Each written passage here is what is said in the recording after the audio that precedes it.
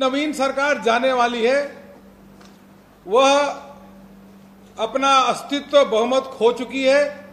3/4 majority के साथ BJP सरकार मई में यहां पे बनना है।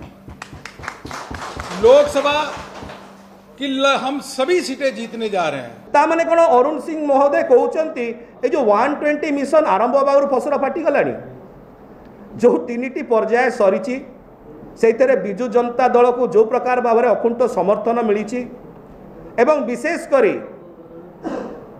संख्या गरिष्ठता आड़ को आम जाइछु एवं सरकार गठन पर जो संख्या गरिष्ठता दरकार बिजु जनता दल को सेटा आम पाई सारछु बोली आमर विश्वास रही, आमर इंटरनल रिपोर्ट रु आसुछि।